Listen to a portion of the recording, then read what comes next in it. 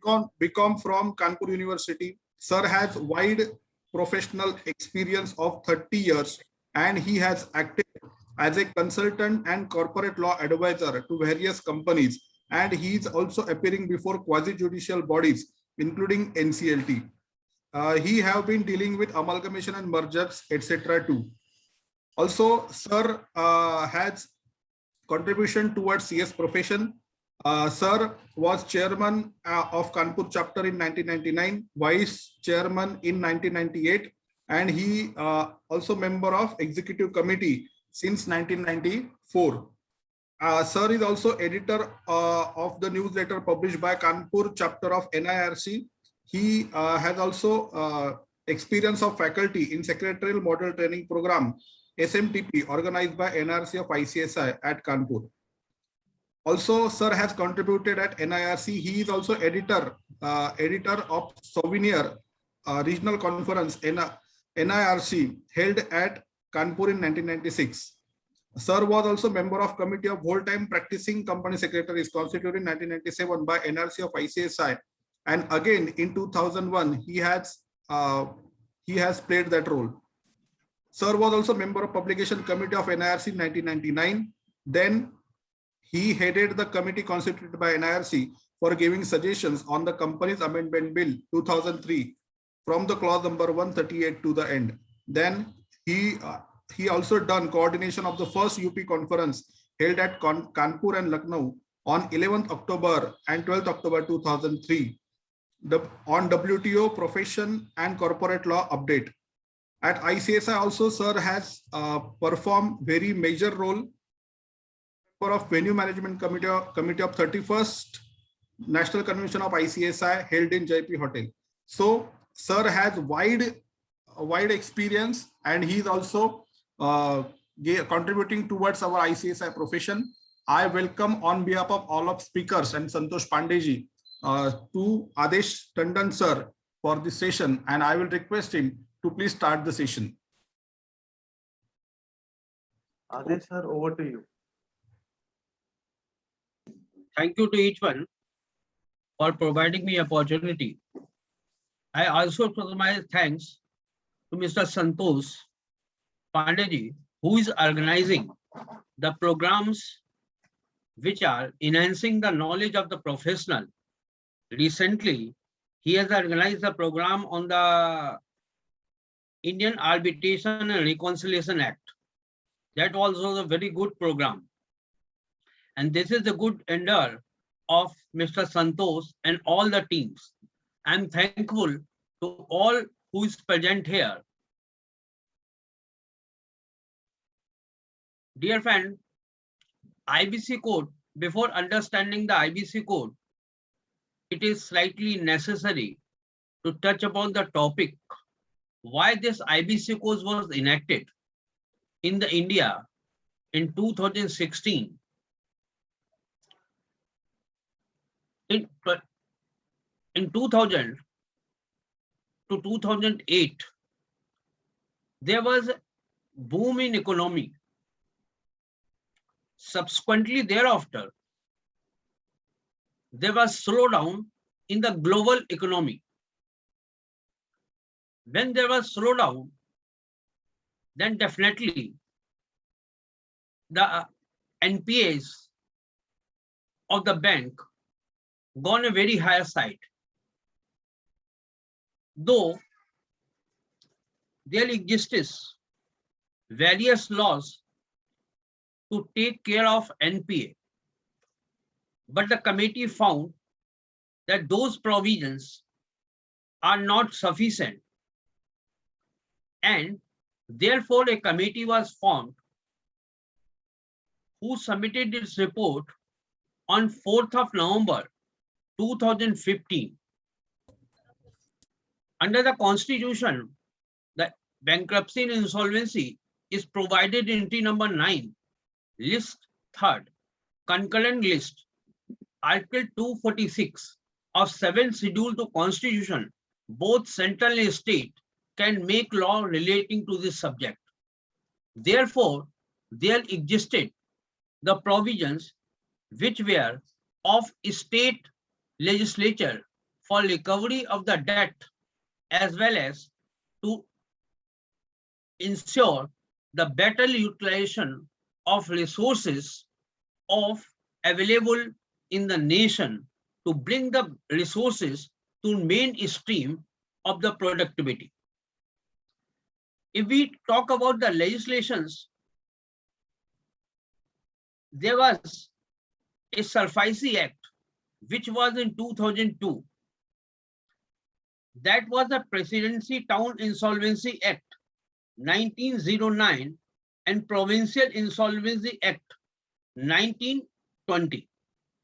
The difference between two was that Presidency Towns Act did not apply to all the states in India. It was confined to certain states, that was Chennai, Bombay, and Calcutta. But the Provincial Insolvency Act 1920 was applicable to each state, remaining state of the India. There was a provision in the Companies Act 2013 also for the rehabilitation of the companies. Subsequently, the provision, there was Act, Recovery of Debt Due to Banks and Financial Institutions, 1993. There was Sikh Industrial Companies Special Provisions Act, 1985, and there were a scheme of CDR, SDR for the purpose of ensuring the best utilization of the assets in the national interest at the one hand, and second hand to ensure the recovery to the banks for the amounts.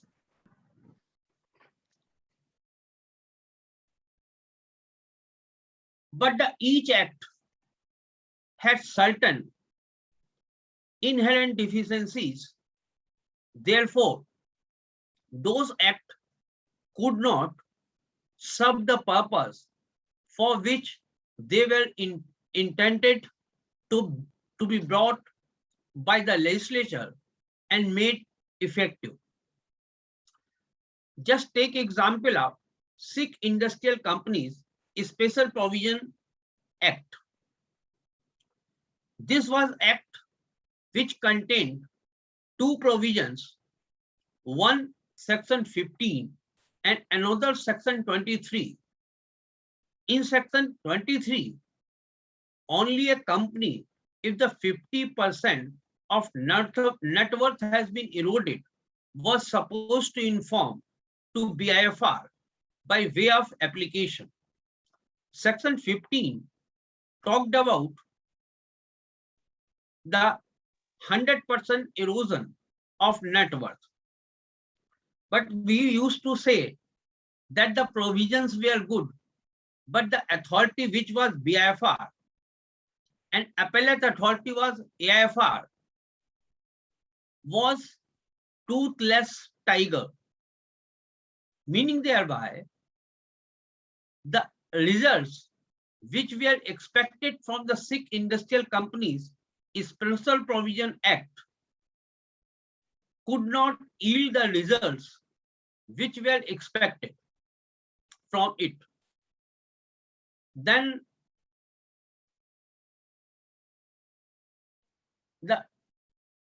there was a DRT Act. The litigation in DRT Act was pending, which was running into the thousands.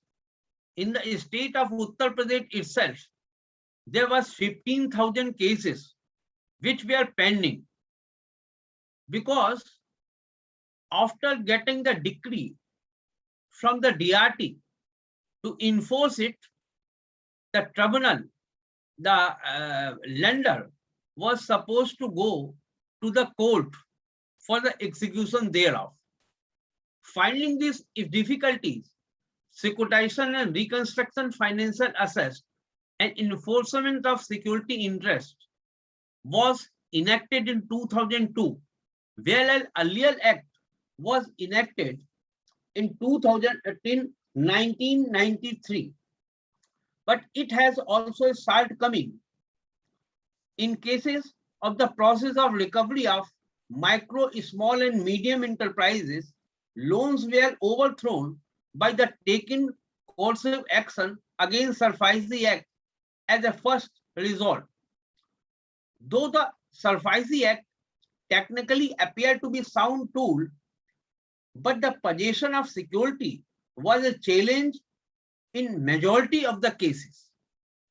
Though the section of the Act provided that a notice shall be given to the borrower and subsequently thereof, in event of failure to pay the amount, the bank was entitled to take the possession of the security, but it did not work as it was expected. For the individuals, there were Presidency Town Insolvency Act and Presidency Provincial Insolvency Act, which I earlier said. The towns means 3 towns, Chennai, Calcutta and Mumbai, and other was applicable to the whole of the India.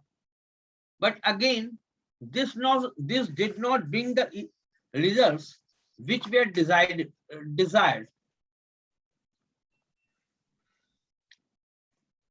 Therefore, in this context, the Parliament thought fit to enact a legislation by which NPA in India could be reduced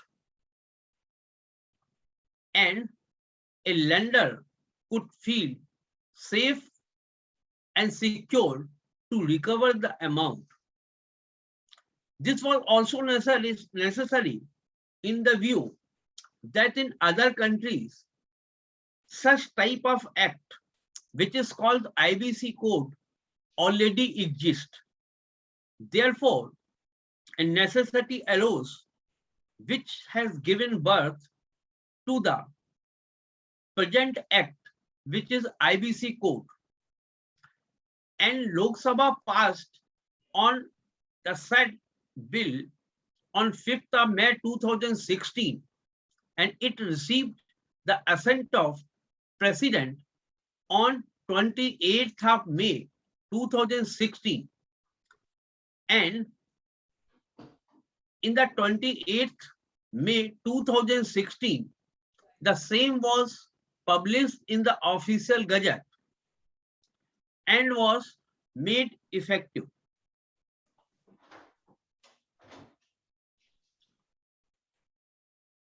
I have dealt with bad loans recovery mechanism was governed by following legislation prior to enactment of Insolvency Bankruptcy Code 2016. And each of the act which has been mentioned here from A to E contains various shortcomings. Therefore, the objective and purpose of banks and any lender could not be served.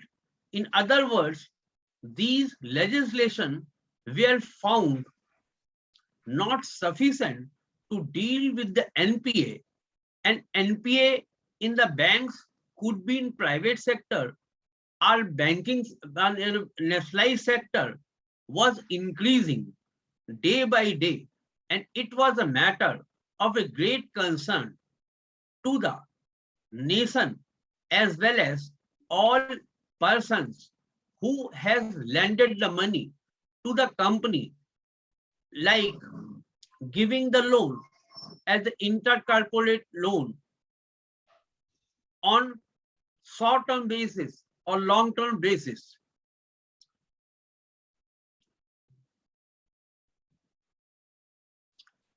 the present IBC code is applicable to any company incorporated under Companies Act 2013 or any other previous company law, any other company governed by any special act for time being in force, except in so far as such provision are not inconsistent with the provision of such special act. Any limited liability partnership incorporated under the LLP Act 2008, such other body incorporated under any other law for time being in force as central government may by notification specify in this behalf personal guarantor to corporate debtor, partnership firms and proprietorship firms, individuals and other persons specified in class E. This was applicable to AOPs also.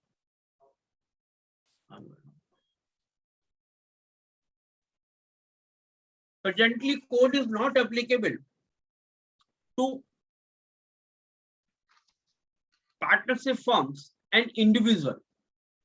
The part 3rd of Insolvency Bankruptcy Code, section starting from section 79 to section 187, deals with the provision relating to bankruptcy for individual and partnership. But the provision in the Insolvency Code in respect of insolvency resolution bankruptcy for individual partnership firm have not been notified.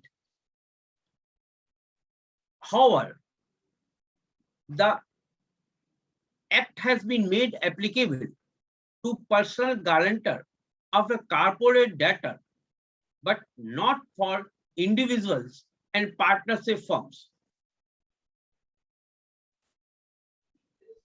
In order to the code contemplate the establishment of IBBI by the central government under section 188 of Insolvency Code, which was established with effect from 1/10/2016, which we can call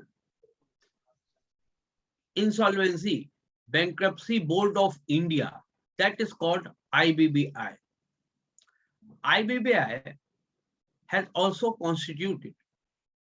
may constitute the advisory committee, executive committee, and other committee for efficient discharge of its function, section 197 of the Insolvency Code. It is because still certain acts has not been repealed.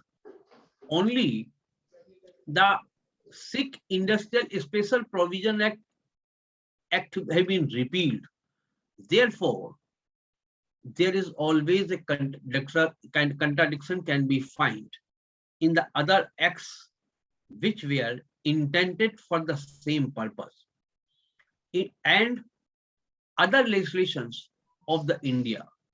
Therefore, legislator thought fit to provide a section in IBC code, which is section 238 of the code. The section says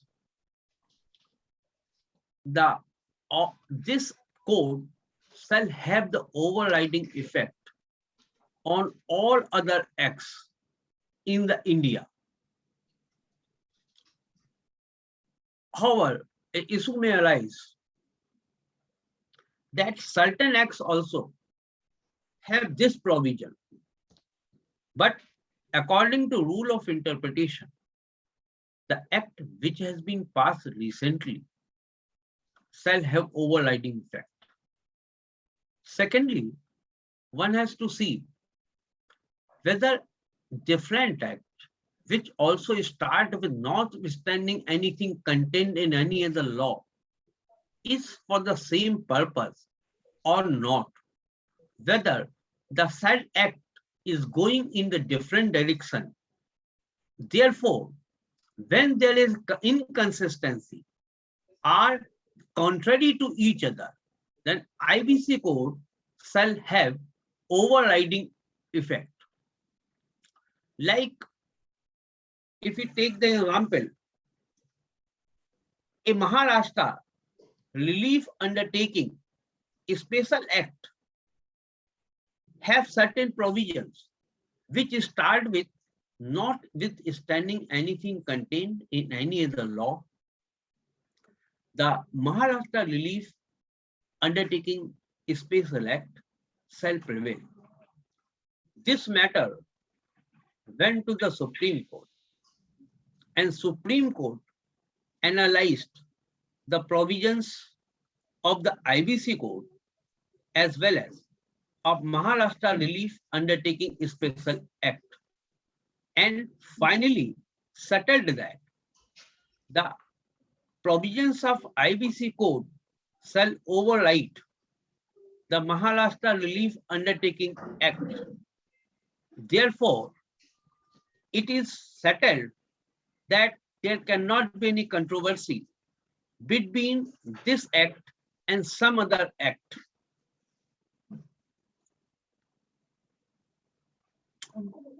It is also noticeable fact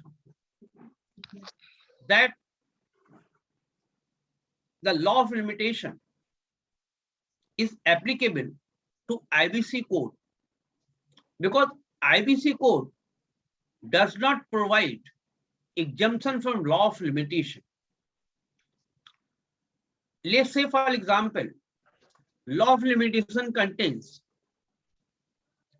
that a debt, a loan, or a operational creditor who has supplied the goods or service is more than 3 years old and there is no acknowledgement, recent acknowledgement thereof, then the recovery of that amount is barred by law of limitation.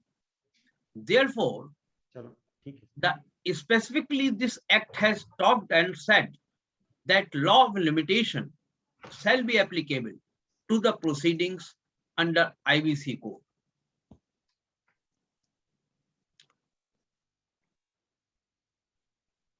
Provisions of Companies Act 2013 relating to winding up are applicable to the extent not contrary to the code. It means, in other words, there is still existence of winding up in the Companies Act.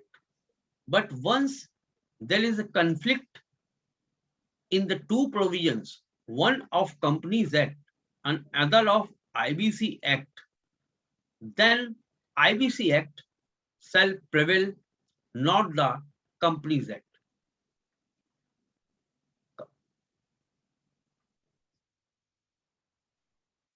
Though code has an overriding effect, some provision of Companies Act are still relevant. For example, relating to contributory workman dues, since Insolvency Code has not met any provision for these issues.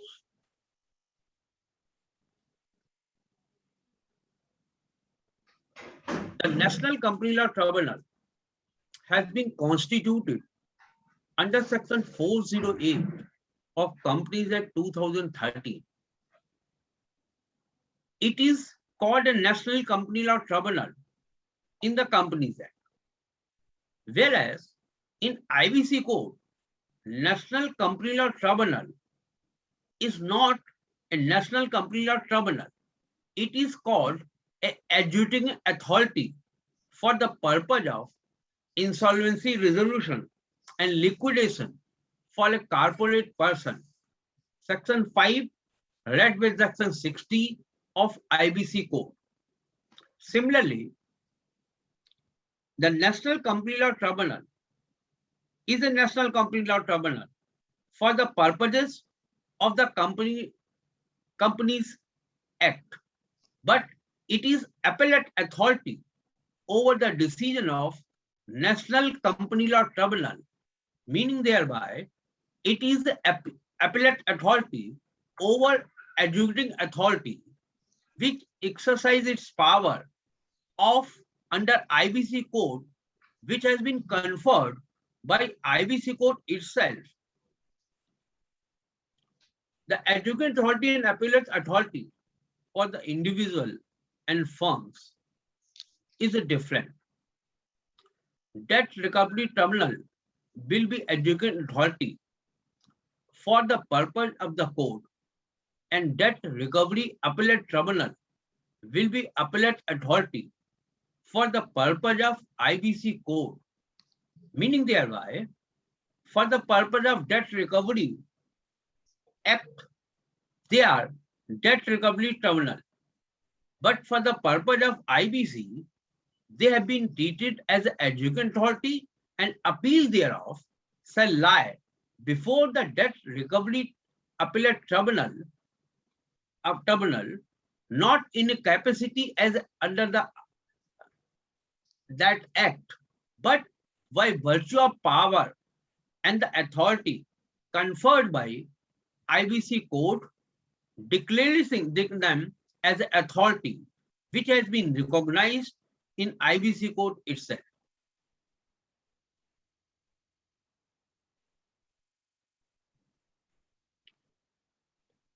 There is also one agency, because we have to talk about the agencies which comes in IBC, and they have been created for the purpose of IBC. This is a information utility. Insolvency and bankruptcy process are expected to function on basis of financial information available electronically. The information utility will collect and correlate and authenticate and disseminate the financial information available electronically.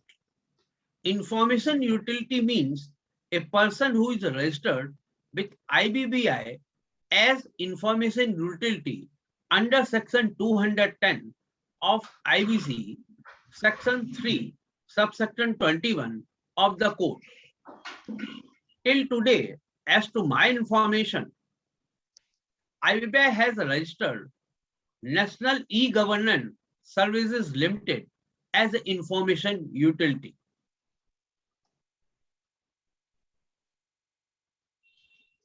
A fund to be called as Insolvency and Bankruptcy Fund for the purpose of insolvency resolution, liquidation, and bankruptcy of person under Insolvency and Bankruptcy Code 224 of the code has been established.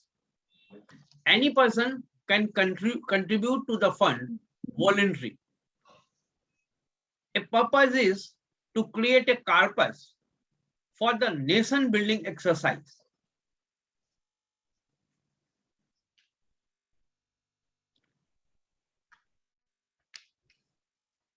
Application can be filed under IBC even if winding up proceedings were initiated. Lender may apply SARFAESI under SARFAESI and DRT. In addition, they can go for insolvency resolution.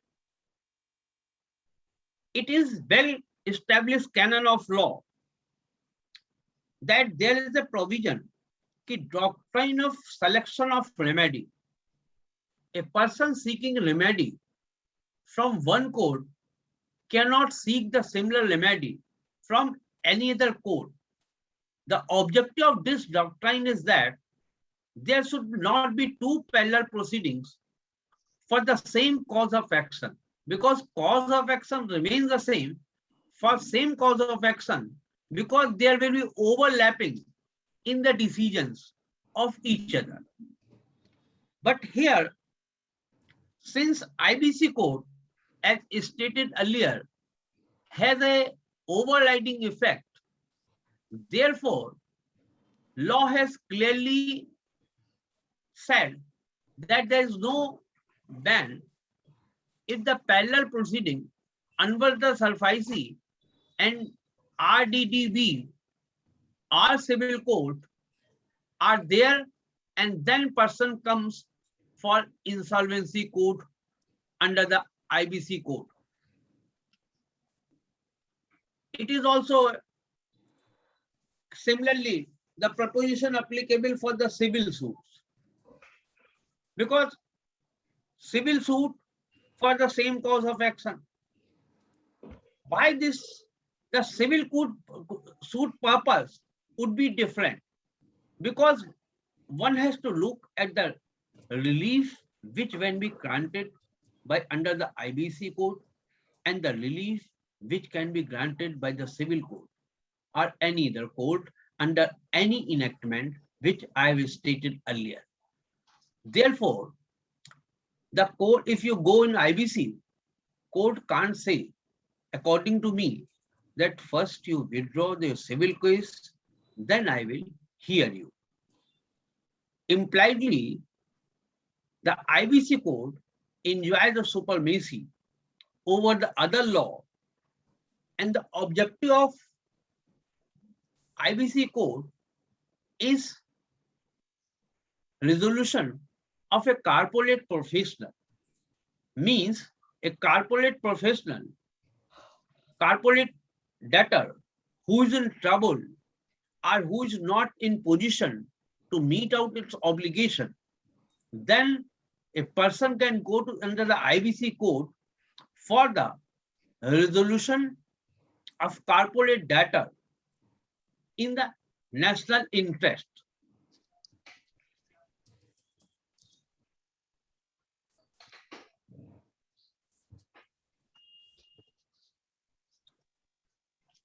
The IBC code also had made certain exemptions, makes provision for minimum alternate tax on books profits of the company. Book profits have already been stated in the Income Tax Act, where the profit which has been earned in a particular year on which the tax has to be paid, irrespective of that, you have a carry forward losses. In computing the book profit, a deduction in respect of amount or loss brought forward undepreciated, whichever less as per books of account. If loss brought forward is nil, no deduction is allowed for book profit. This is a great disincentive and hindrance in insolvency resolution of a company.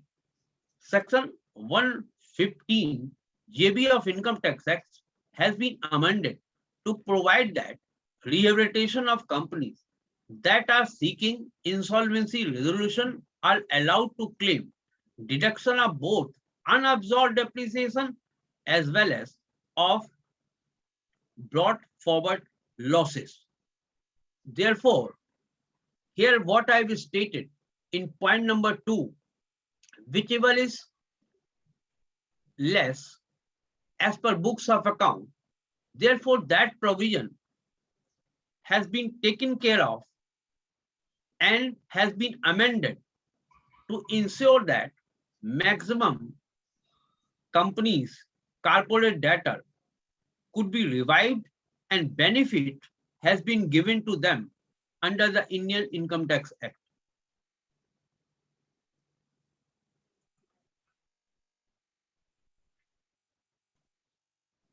The Insolvency Professional Agency. This is also one of the agency which has been recognized in IBC code. The relevant section is 3/20. Under section 201, there is a provision to establish insolvency professional agency.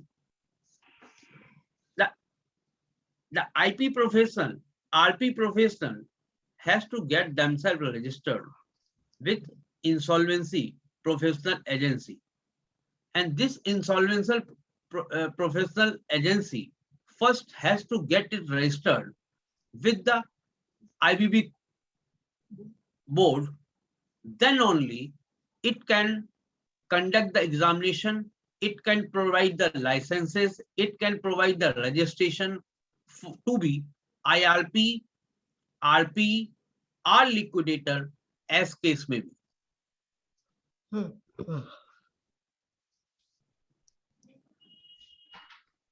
The Insolvency Bankruptcy Board of India, Regulation 2016, make provision for registration of insolvency professional agency. Such agency should be incorporated as Section 8 company. Means it had been made clear that the agency, insolvency professional agency, would be not profits making organization.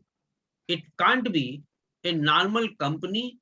It can't be any other kind of company other than Section 8 company. You all know about Section 8 company. A minimum net worth has also been fixed.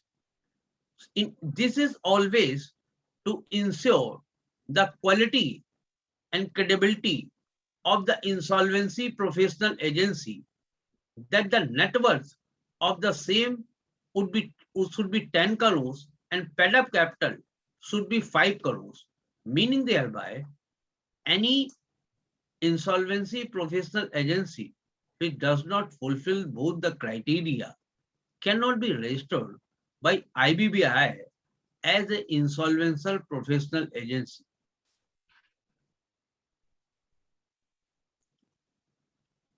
Insolvency professional, because insolvency professional is a very important role, play a very important role, and all of us, I will discuss later on, this is very good opportunities for the company secretaries as well, and CA and cost accountant and the advocates who has acquired the experience of specified years, then they can appear in the examination. So for the CA, for the CS, this is one of the very good opportunity and one new field which has been offered by IBC Code to practicize the profession. It is envisaged that most of the work relating to insolvency and bankruptcy will be handled by insolvency professional. He plays a very key role from day one when the order of the admission of the petition under Section 7 or under Section 9 or under Section 10 is admitted by NCLT, that is Adjudicate Authority under the IBC Code.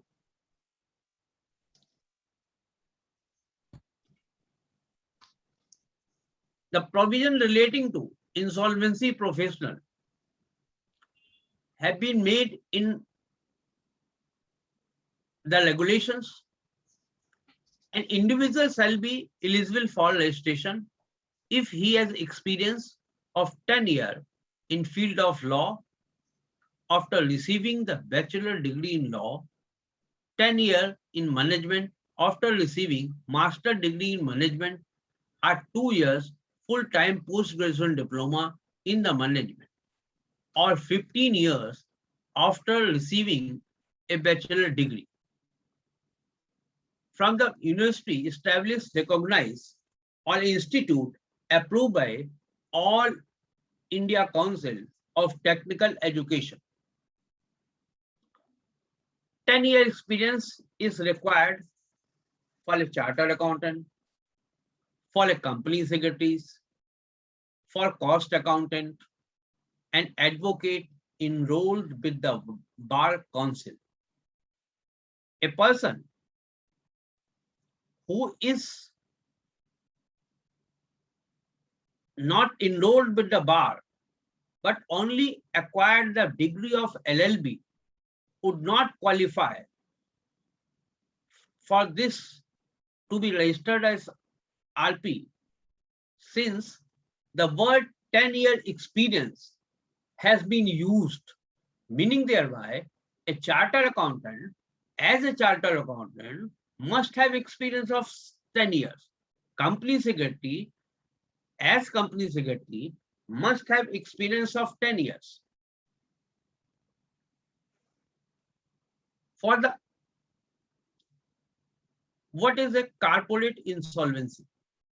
Corporate insolvency is a state where a corporate person fails to pay debt, whether whole or any part, or installment, being due and payable. This is, I can say, testing point whether a company needs some resolution plan or not. It depends upon his capacity, whether he is failing his commitment for the payment of debt. Debt could be of any nature. It could be a financial debt. It could be a operational debt. Therefore, this is a test which has been put in. Earlier, we recollect that the old Companies Act contained a provision of 433, which talked about if a company is unable to pay debts, then the winding up process was there. But in Companies Act, that old act, there was no provision for the rehabilitation of restructuring of the company, but the provision was contained in the SICA, Sikh Industrial Special Provision Act. Person who can initiate corporate insolvency process. Two persons are there and company itself. One is a operational financial creditor. Meaning of financial creditor is person who has advanced the money, giving the loan to the company for the return of amount as well as at a agreed specified rate of the interest. That is called a financial creditor. However, by the amendment, the word financial creditor has been extended. I will deal on that issue. An operational creditor means a person who is supplying goods or services to the corporate debtor, but the corporate debtor is not paying his amount, then he is operational creditor for the purpose of corporate debtor.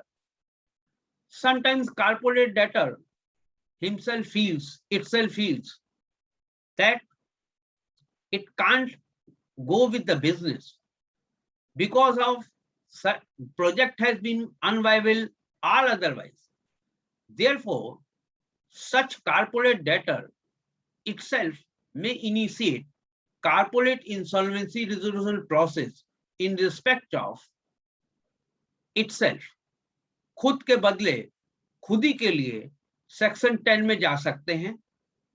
Section 9 में केवल operational creditor, section 7 में financial creditor.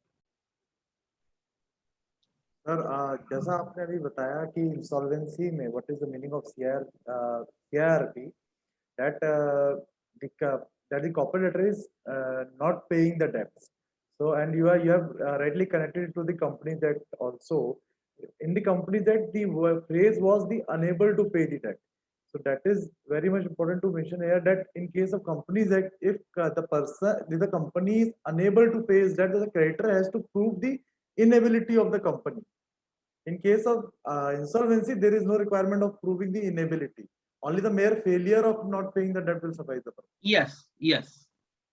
In the case, but in 433, if you recollect, there was a provision which clearly speaks about if after service of the notice, company does not pay the amount, the presumption will come in the favor of person who has raised the demand that company is unable to pay debts. He was not supposed to prove. Company may put a, I'm very solvent, I've got so much net worth. But because presumption, because that is called a deeming fiction in the law. Deeming fiction existed in 433, to my knowledge, which said it shall be presumed. The deeming fiction means circumstances which does not exist, but by deeming fiction shall be deemed to exist.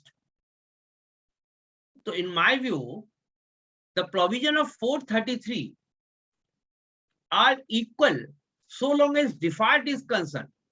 However, it can be very well said that the all process is totally different and it is very time-bound process. There you can keep on pending cases for 1 year, 2 years, 3 years, 5 years. There's no limit to it. I think I have made the clear. Yes, sir. Yes, completely clear.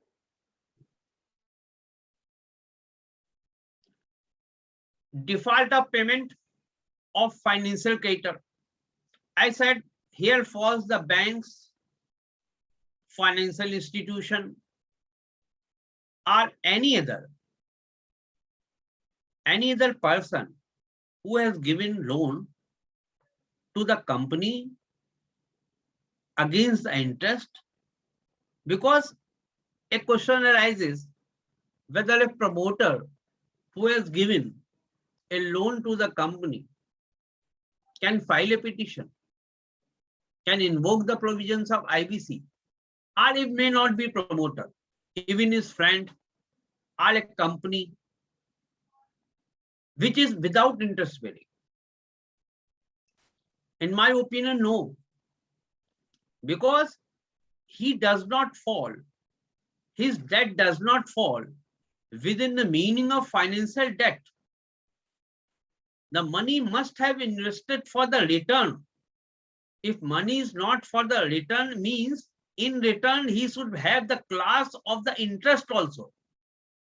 If money has been given to the company by promoter, by to talk promoter, anyone, but there is no financial agreement, there is no class of interest, then IBC code cannot be invoked, because ultimately IBC code is right.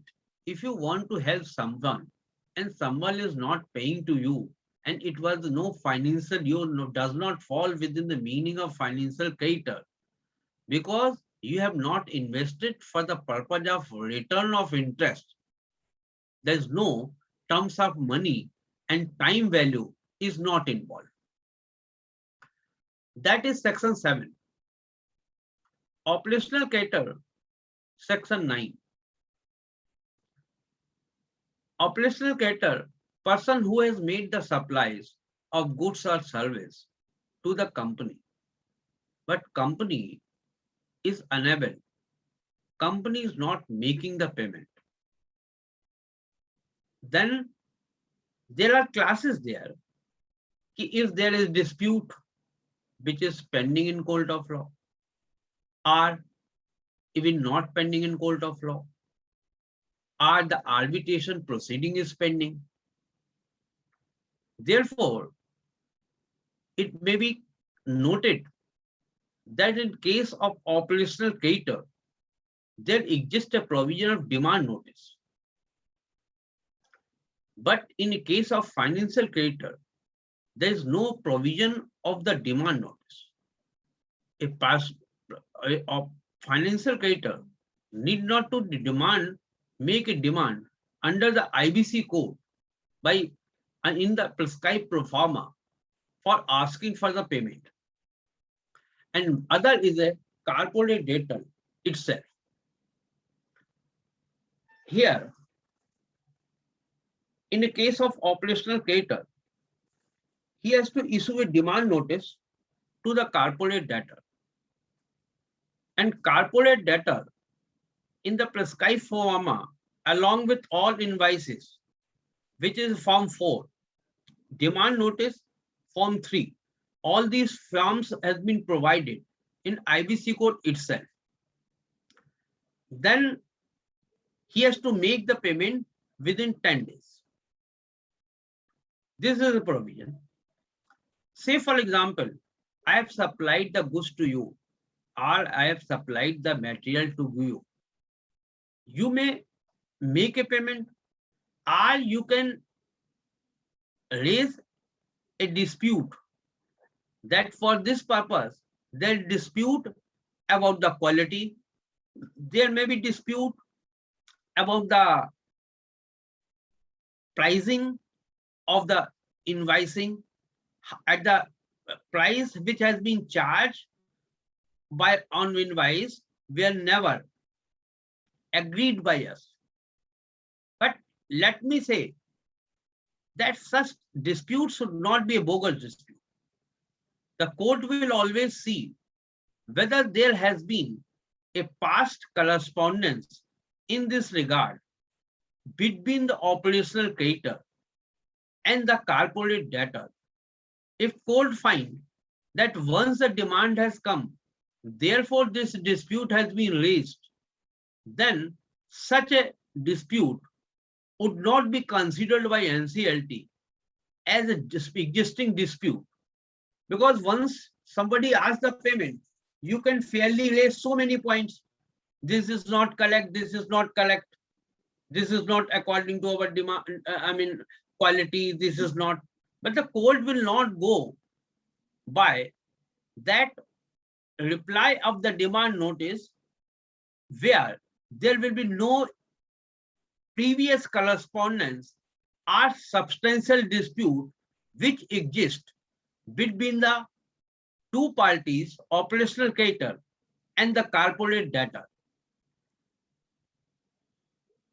Here it is pertinent. Earlier there was a limit of 1 lakh rupees, but government during in 2020, perhaps on 24th of March, has increased the limit from 1 lakh to 1 crore. The demand should be of 1 crore at least. If it is lesser than 1 crore, then even if you can make a demand notice, it is different. But if you go to the Adjudicating Authority Court of Law, means NCLT, then your case would not be tenable. However, if any default has occurred on or before 24th of March 2020, and even if the debt is not time barred, then if you serve the notice today itself, then definitely you can make out a case very easily that since the amount is 1 crore and the period relates to prior period, therefore my application should not be rejected on ground. It is up to the court. But what I feel out of my experience, that if any case which has been filed prior to 24th of March 2020 for 50 lakhs rupees, 20 lakhs rupees, then court is entertaining those cases. Yes. But the case is filed after this amendment relating to prior period, then court are not inclined to agree, because they say the threshold limit has to be seen on date of passing of the order, not before the passing of the order. Default relates to date on the before the passing of. Yes, you was, Yes, I was seconding your view, sir. that is financial creditor, means bank and financial institutions, and any other creditor. Financial creditor does not mean necessarily a creditor who has taken the security for financing the loan. Financial creditor includes both kind of financial creditor. One is secured financial creditor, other is unsecured financial creditor, which has no security.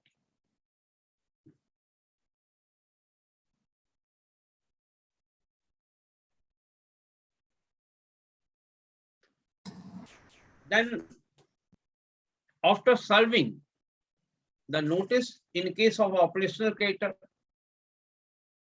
and in the case of financial creditor without serving the notice, but there has to be default, an application has to be filed with NCLT. The NCLT would be not the NCLT of the state where the operational creditor registered office is located, or where the financial creditor registered office is located, but it will depend on the corporate debtor. If a corporate debtor registered office is in Uttar Pradesh, then the jurisdiction would be to NCLT Allahabad. If the corporate debtor is located in Delhi, whereas amount which has to be taken by him to be recovered from him belongs to a separate state, Bombay, but still a case has to be filed in Delhi if the registered office of corporate debtor is located in Delhi or wherever in India. After filing the application for the CRP process,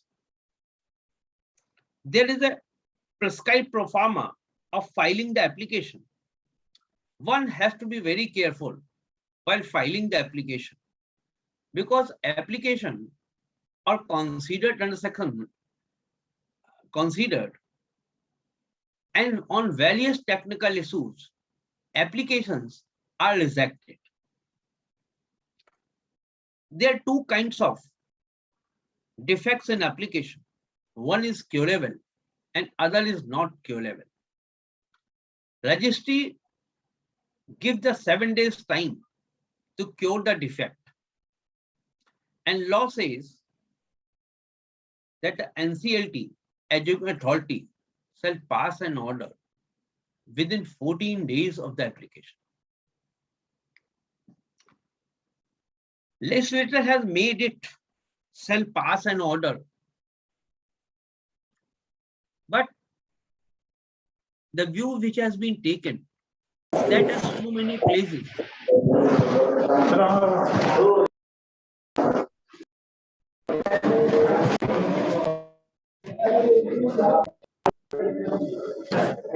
Krishna ji, mute yourself. Yes, sir, please. at so many places there is a mandate like this. Total authority. Krishna ji, please mute yourself. Krishna Padol ji.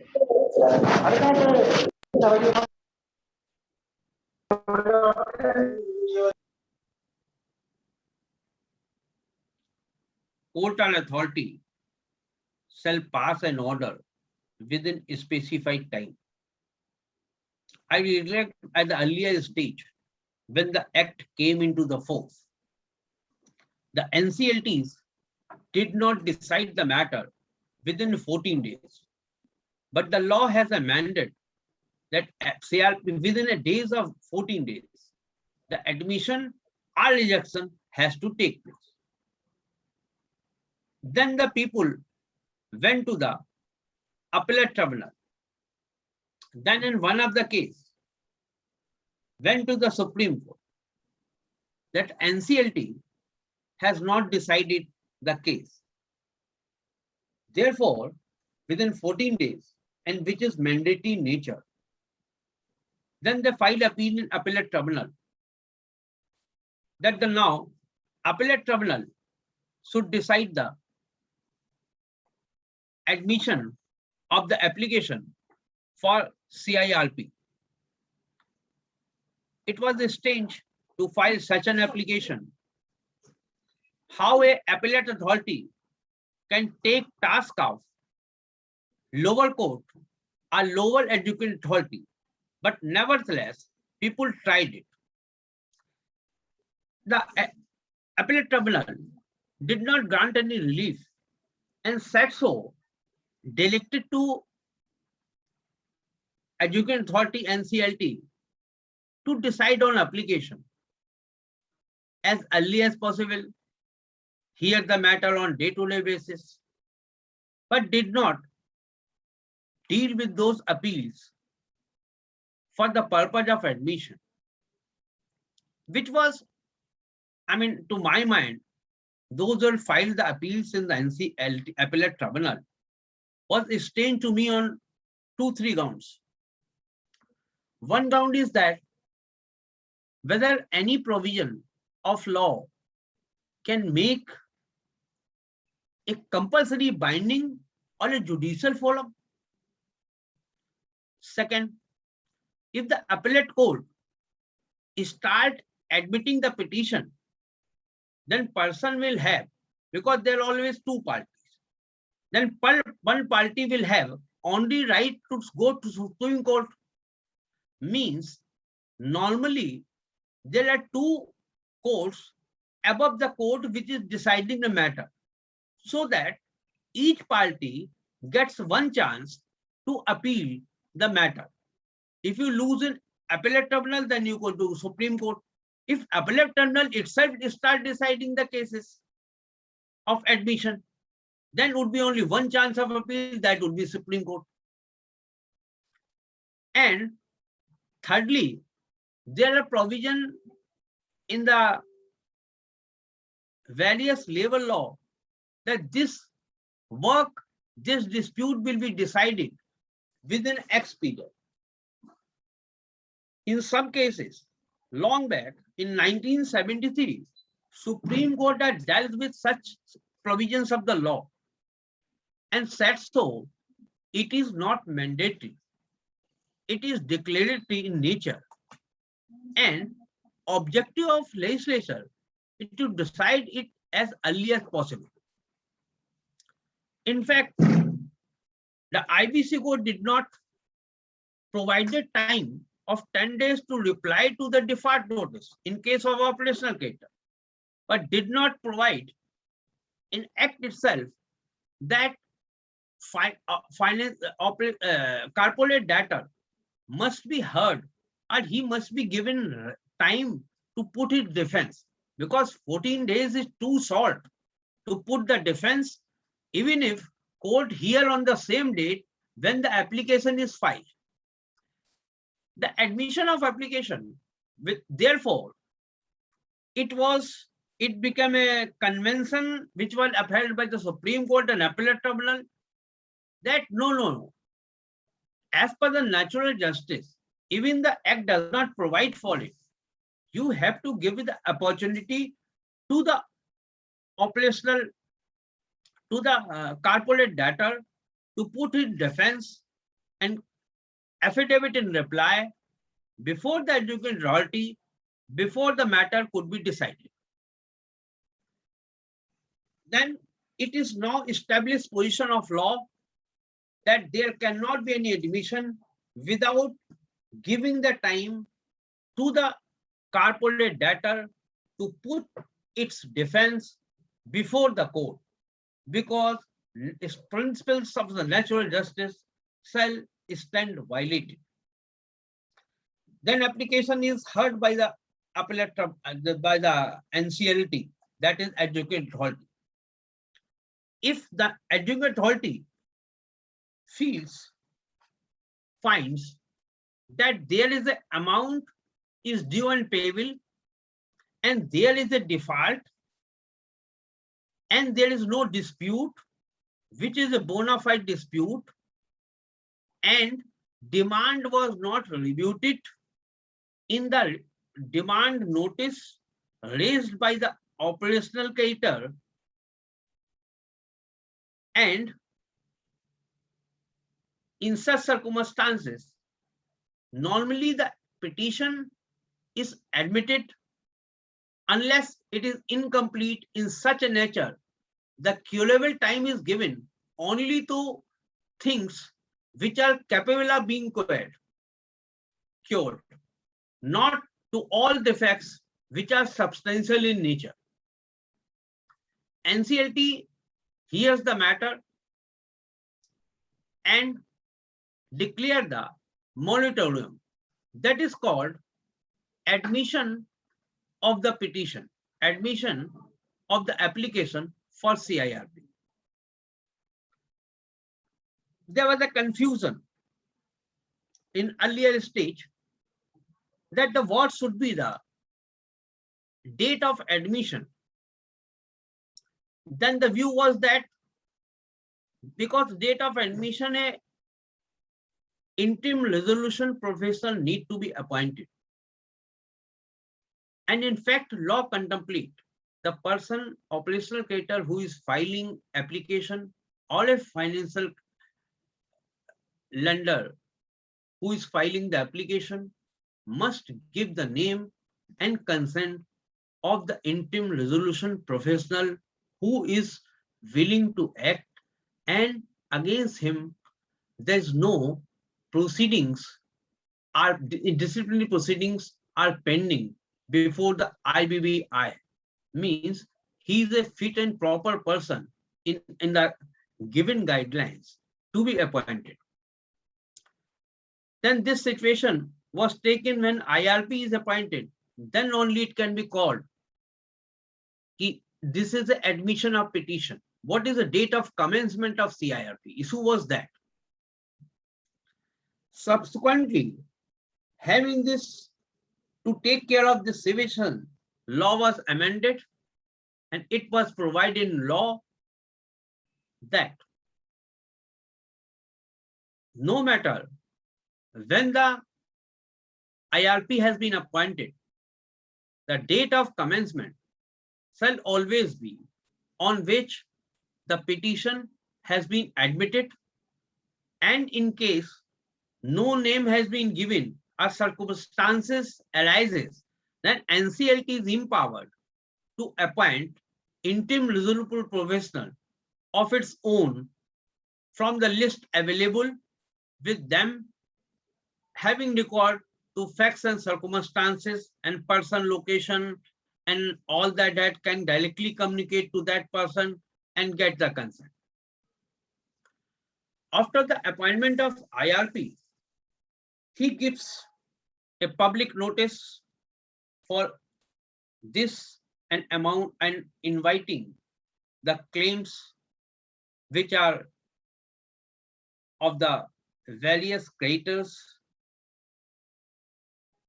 could be of any nature, any person in a prescribed pro forma,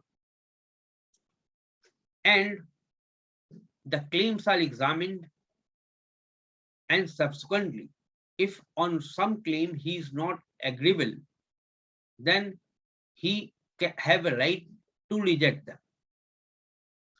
But it would be pertinent to mention here, recently the judgments has come, and IBB board has also recently put a provision by way of penalty that each IRP professor, interim resolution professor, have to give the reasons. One, to the person who has lodged a claim for justifying, not for not rejecting the claim. You are saying something, sir? No, I think there was some technical glitch, sir. You can continue. There was some technical glitch. Okay. In some cases, the claims are not accepted. Then the section 60 of IBC code says any matter pertaining to CIRP are winding up, because second step is CIRP is not possible, then winding up stage comes subsequent thereof. anybody can approach to NCLT for necessary order. And under section 60 subsection 5, the court has got the power where we say NCLT means adjudicant authority, and sometimes we say court means similar adjudicant authority, to give the directions and issue the directions. Declaration of moratorium means the IRP is under duty, or subsequently RP is under duty, because IRP is for the 1 month and subsequently RP is appointed by the COC. He has to keep the company as a going concern in order to safeguard that during the period of IRP or RP, some people may do something like electricity. If electricity connection is disconnected, then how RP or IRP before the RP can run the company? Hence, there is a protection. Essential supplies, etc., cannot be disconnected. The law what has developed subsequently, that if the money which is relates to period prior to CIRP, then on that basis, the service provider, say electricity, could be any in Kanpur or Delhi or whatever it is, cannot disconnect. However, he is under obligation, the RP is under obligation to make the payment of the current dues. Then a COC is constituted. In constitution of COC, one thing is important, that financial creditors occupy the first position in the COC, and operational creditors are not provided any seat in COC. Reason is obvious, that the operational creditor of the company could be 1,000 or 2,000, could be any number. If you provide a seat in COC, then no decision can be taken on the COC. Therefore, however, in the case when there is no financial creditor, then operational creditor is provided in representation provided in COC, but the threshold has been provided for it, that at what amount, what person, so that also the COC of the operational creditor, other creditor, because there is no financial creditor, is in position to work, because it should not be caused in the meeting of COC that 6,000 people are, sitting in the meeting, no decision can be taken. The objective of the whole process is that to revive anyhow the company and to find a resolution plan.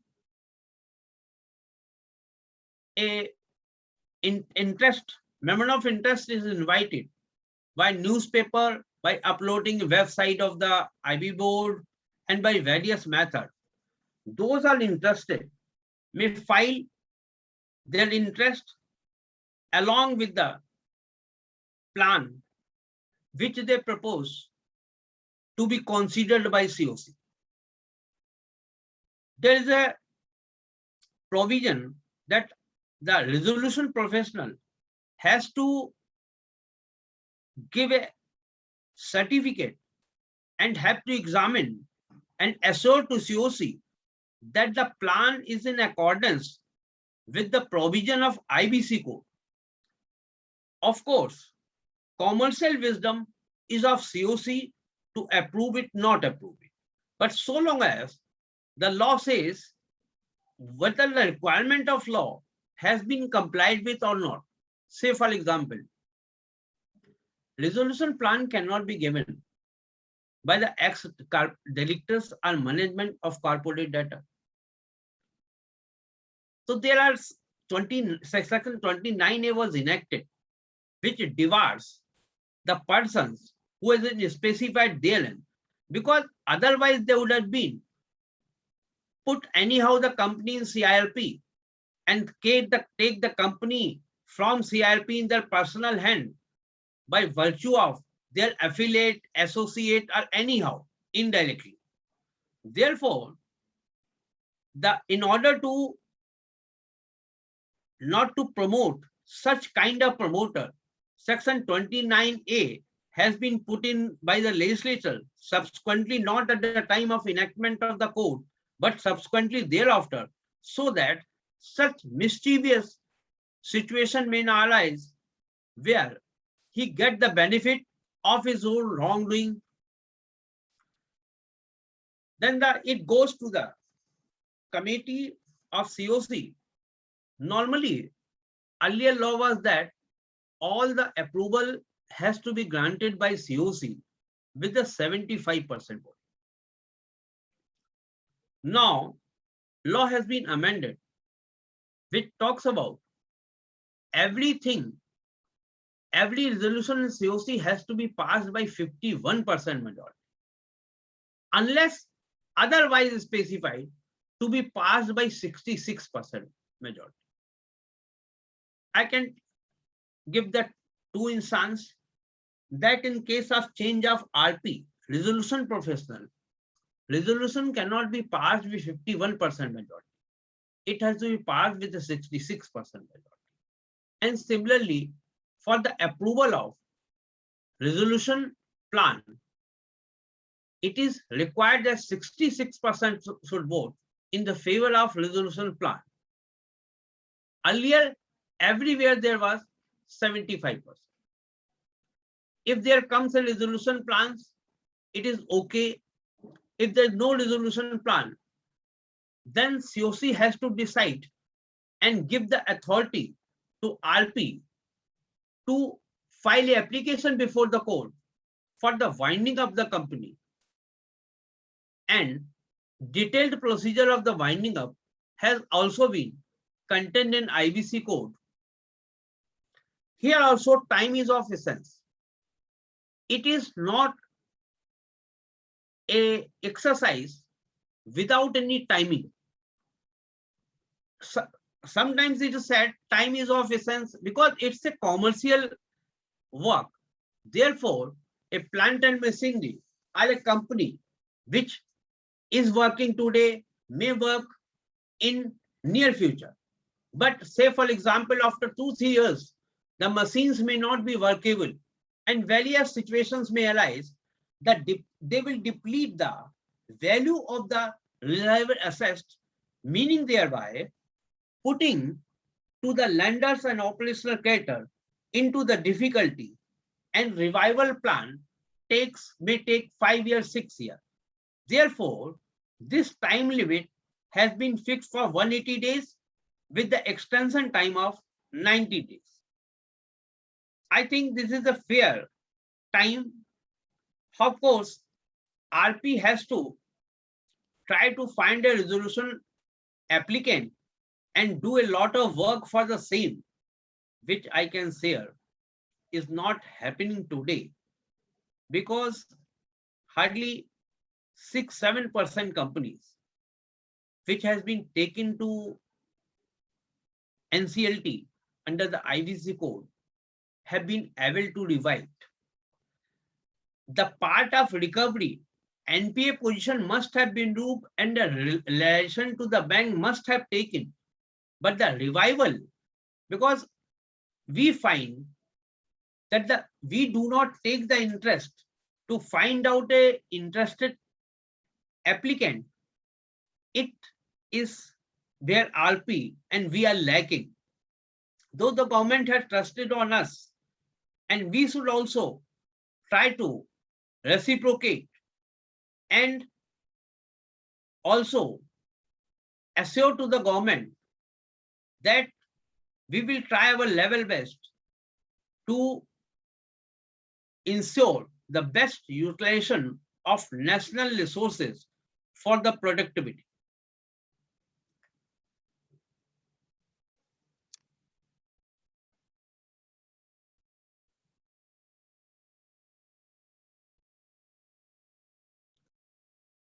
Then if it is not done before the expiry of insolvency process, then the liquidation has to take place.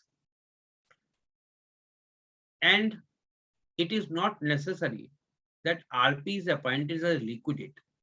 It depends upon the COC, whether the COC would like to take RP as a liquidator or would like to appoint some other resolution professional. He must be RP, that is no doubt, because I initially said interim resolution shall be RP, resolution professional shall be registered with agency which has been constituted, which has been registered by IB board, and liquidator must also be a RP professional, RP. So then we have to file the application for the liquidation, and it is up to NCLT that application is accepted or what is the fate of that application, because whosoever filing some, trying to be intervener or otherwise, chances are given, because objective is good and sound one, that each one should be heard. But after all, it is not a case in IBC code that case can prolong for a very long period. It hardly give it 1, 2, 3 opportunities and passes the necessary order for liquidation, because if it can't be revived, there is no alternate except to the liquidation. And recently, a fast track corporate insolvency resolution process under section 1256 has also been put into the effect, so that it is not applicable to all companies. To my knowledge, it is applicable to small companies or companies which are having total outstanding about 1 crore, and to small companies. In small companies and in the special companies, which has been defined, definitely the exposure of the lenders and operational capital is not very higher side.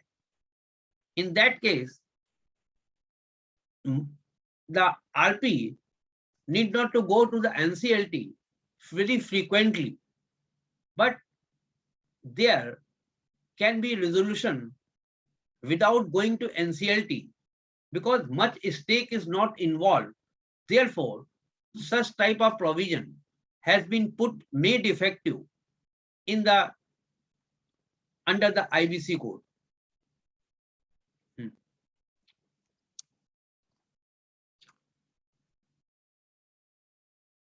Now, tell me, this is all this process, Santosh Pandey.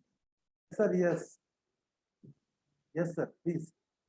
I can share some few things. In a resolution plan, in the resolution applicant gets the company. I'm not going by this slide, but I'm saying something which is related and important. Right. There was a corporate data is taken by someone, and for the old cases on the corporate data, there may be certain prosecutions. Therefore, new incoming resolution applicant was always in a threat that old cases may pinch him. Therefore, immunity has been provided by the law. Immunity has been provided to corporate debtor. Immunity has not been provided to the company's directors or the persons who were directors are in control otherwise at the relevant time. And secondly, protection to the properties of company that are in relation to offenses committed prior to CIRP, section 32A2, and scope of interim finance, because a RP may need finance. Therefore, there was existing provision, but the provision has been enhanced under section 5, subsection 15, that he can arrange the finance to ensure, because he have to duty, he is under obligation to keep the company as a going concern. There was issue I was telling that the financial cater. Now the certain class has also been defined as a financial cater, and on that a limit not of only money but limit of certain number of persons has been fixed. Take a case of debenture holders, depositors. If they want to approach the NCLT for under the IBC, a single person can't approach, even if we meet the threshold of amount. Therefore, number of depositor quantity has also been decided. Same situation with the home buyers. It is not that, because this has happened from, I mean, this amendment came when the Raheja case was going on. Because say for example, 6 stars of that Raheja builders has been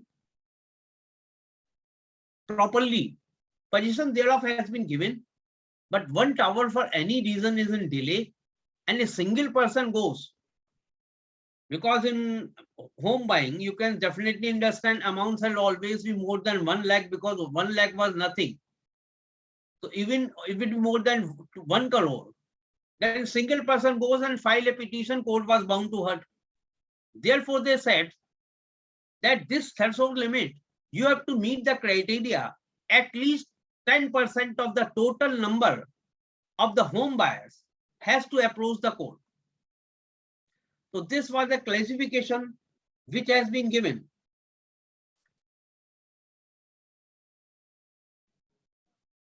License, quota and essential supply cannot be cut during the moratorium period. Similarly, a case was gone before the Supreme Court in this matter, that a person wanted to cancel the lease. The court said for non-payment of the dues when it is from CIRP period, that will be paid, but for old amount, you can't cancel the lease. However, one other case, when the mines were taken on license or lease, what will you call it, but the default was continuous, and in that case, the expiry of the lease expired prior to CIRP, start of CIRP. Then Supreme Court said that I can't help it, because new right which did not exist as on date of CIRP, start of CIRP, cannot be given to you.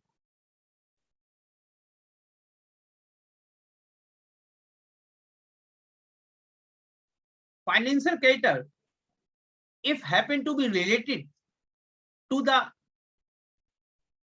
corporate debtor, shall not have any participation right or voting right in the meeting of COC. One change has also been made. The RP has to manage the company and continue to manage the company. Even CIRP period has expired. This provision has been made because there cannot be vacuum between the appointment of the liquidator and the discontinuance of the RP. Means RP, even the period of CIRP has expired, he still has to continue because ultimately he has to give a charge to the liquidator. Therefore, this change has been made recently.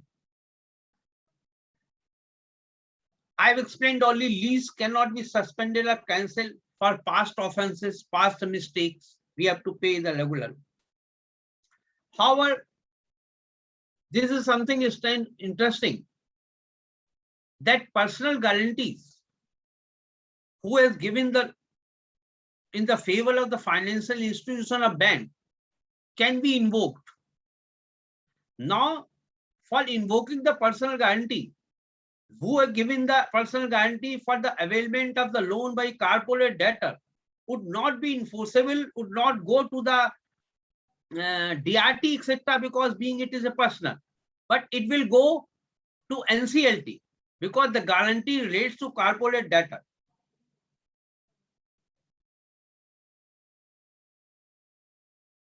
This act is not applicable to insolvency code for financial service like banks, financial institution, NBFC, insurance companies, mutual funds, etc., etc. So these were the brief which I have tried to share. Thank you so much, sir. Thank you so much. Yes, Sagar. Sir, I have a query. Yeah, Pankaj, please go ahead. Sir, thanks a lot, sir, for a wonderful presentation. Sir, I want to ask what is the rationale of recovery of debt due to bank and financial institution? I understand the rationale of SARFAESI Act when secured creditors are there and the assets are adequate to cover their loan, they invoke SARFAESI Act. What is the role of recovery of debt due to bank and financial institutions, sir? Please, can you explain in brief or something, sir? Loan due to Recovery of debt due to bank and financial institution. You have explained, sir? Pankaj wants, sir, just to brief. Pankaj wants to understand the rationale behind the introduction of recovery of debts due to bank and financial. When it is used. Yes, when it I is don't know used. the basic What is the also. essence of that? What is the essence of that law? Recovery of debt. Recovery of. in the Yes. IBC code. No. No, sir. Independently, sir. Independently. When it was introduced, recovery of debts due to bank and financial institution, what was the rationale behind it? When it has to be used? Because the bank lending was Yes. become NPAs, and the money in the bank belonged to the all people of India, and there were the promoters which were knowingly taking the loan, and banks were not examining the credential thereof. And there has to be some, because it goes in the civil code. It takes 20 years, 15 years, 30 years. And one more thing, sir. Pankaj, I would like to add one more thing here. Yes, sir. When this recovery of debt due to bank and financial institution was not there, what used to happen is bank and financial institution were approaching the normal courts, as rightly said by Adesh sir, and their money was their problem, their issue was not getting resolved. So they were given a special act, they were given a special privilege by introducing of this law. That was the purpose. Okay, for secured, for example, one bank has extended a loan of 100 crore. He has secured that with 20 crore asset. He will invoke that 20 crore asset through SARFAESI Act, and for 80 crores he will approach through recovery of debt due to Bank and Financial Institution Act before introduction of IBC. Is that the case, sir? Yes. No. See, if the bank has, before introduction of IBC, you are saying? Yes, sir. Adesh sir, would you like to please share your views on it? What is the question? Can you Question is, suppose the bank has given a loan of 100 crore and against the guarantee or the security of 20 crore rupees. Am I correct, Pankaj? Yes, sir. Yes, sir. And in that circumstance, if suppose the receiver of the money is making the default, so in that case, bank will be going to use recovery of debts due to Bank and Financial Institution Act for the purpose of those 20 crore, and for the remaining 80 crore, they have to approach to the. They have to come to the IBC code because there is no So option. prior to IBC. There was no option. Personal guarantee could be invoked in normal course of through DRT. And personal guarantee invoked, that takes a lot of time in ensuring the actual recovery. Because DRT Act was in 1993, but the situation did not improve. Therefore, the necessity arose to bring some law. Okay, sir. Pankaj, is it clear? Yes, sir. Yes. Okay. Thank you. If any other participant is having any query, they may unmute themselves and ask the query directly to Adil sir. Ashwarya sir, would you like to add something? I would request you to please unmute and tell.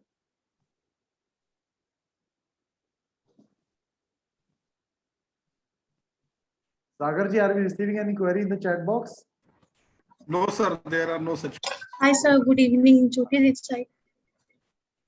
Yes, Jyoti. please go.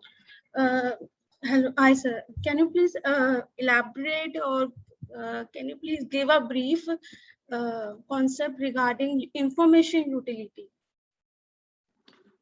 Information utility Yes, sir.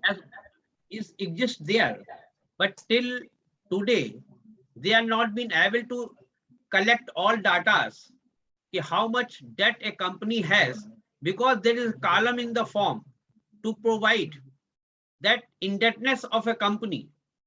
The record thereof has to be kept by the information utility, so Okay, that sir. NCLT can also see what it says, what is other record says, whether that has been duly reflected and informed to the utility services or not. तो sir practically क्या इसमें मतलब जब हम देखते हैं तो practically involve होते हैं इंफॉर्मेशन यूटिलिटी? अरे अभी कम हो रही है, बट आगे आने वाले समय में ज्यादा हो जाएगी. अच्छा sir, it is for only financial creditor के केस में ज्यादा होता है ये? Yes yes yes. Financial creditor के केस में होता है ना? Okay, thank you sir. Good evening, And- sir. Yes, Aditi, yes. What is it? Hi. So I also have a query, and so ये basically I wanted to know कि अपने जैसे matters में normally देखते हैं, especially in section 9 matters, there is a claim of interest that normally comes in. Now, let's say there is an arrangement, purchase order है, invoices है, पर उसमें interest कहीं claim नहीं किया हुआ. I'm going totally on the practical aspect, sir. So you may pardon my question if you wish to. So उसमें अपने interest का component जो होता है वो normally नहीं रहता है. अब इसमें tribunals का क्या view रहता है? Do they still take into consideration, या do I need to say?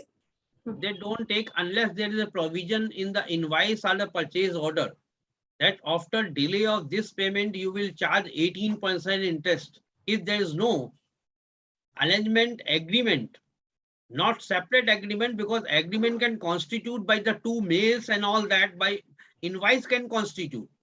We supply the material with the invoice and send the invoice contain a class. Then interest component is taken into account. Sir इसमें एक चीज मैं और add करूंगी. No assuming मेरा किसी से रनिंग ट्रांजैक्शंस होता है, I am let's say the vendor, sorry I am the buyer and let's say you are the vendor. So अपना रेगुलर करंट ट्रांजैक्शंस चलता रहता है. Now let's say it's very difficult to say कौन सा invoice unpaid है या not paid है, and let's say there is a dispute. तो अब ये हो जाता है, can I say that invoice becomes payable only from the date on which it is due? Because let's say if invoice is just saying that due date से आपका 18% है या 24% है, but due date क्या है वो तो खुद में define नहीं होता है. It must be contained in the invoice that payment has to be made within 15 days, and your running account is going. If it is not that, if that is not the condition, let's say, then question of to establish the default would be difficult. Yes, sir, that is precisely my question. That in that case, I have to first prove that there is a default, right, sir? And then accordingly, वहाँ से interest start होता है, if at all. Thank you so much, sir. आगे sir Pankaj का question मैं दोबारा लेना चाहूंगा. मुझे लगा थोड़ा सा उधर पे मतलब समझने में थोड़ा कंफ्यूजन है. तो पंकज का क्वेश्चन क्या है कि सपोज बैंक ने 100 करोड़ रुपए किसी को दिए और उसमें 20 करोड़ रुपए की सिक्योरिटी या गारंटी बैंक ने ले ली, that this question is for the act prevailing prior to IBC, okay. तो उस कंडीशन में जब अगर सपोज करो वो जो मनी रिसीवर पर्सन है उसने वो पैसे वापस नहीं करे, तो 20 करोड़ जो पर्सनल गारंटी या सिक्योरिटी उसने दी है उसके लिए वो recovery of debts due to banks and financial institution act को यूज करेगा, एंड रिमेनिंग 80 करोड़ के लिए वो किसी और लॉ में जाएगा। नहीं सर, क्या सर वो- ये 20 सर सॉरी एक मिनट रोक रहा हूँ यस आपको। यस 20 करोड़ के लिए तो डेफिनेटली मेरे हिसाब से bank and financial bank, institution yes. SARFAESI act के लिए जाएंगे। करेक्ट। बाकी 80 करोड़ के लिए क्या वो डेप्थ रिकवरी ट्रिब्यूनल में जाते थे क्या, ये था क्या सर इसका रैशनल? और आज की डेट में आईबीसी आने के बाद उसका कोई रोल है या नहीं है सर?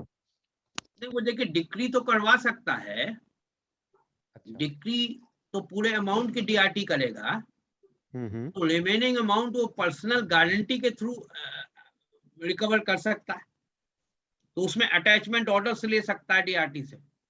मतलब सर एक चीज के लिए दो मैं यूज कर सकता हूँ, जैसे सरफासी में तो मेरे को किसी कोर्ट के पास जाना ही नहीं है, मैं एचडीएम के थ्रू प्रॉपर्टी का पोजेशन ले लूंगा, 13(2) 13(4) जो भी है उस पे नोटिस वोटिस लेके प्रॉपर्टी का पोजेशन ले लिया, मैंने बेच दी, तो रिमेनिंग अमाउंट के लिए मैं इसमें डीआरटी के पास चला गया, रिकवरी ऑफ डेब्ट due to financial institution, yes 80 crore की मैंने डिग्री ले ली अपने फेवर में।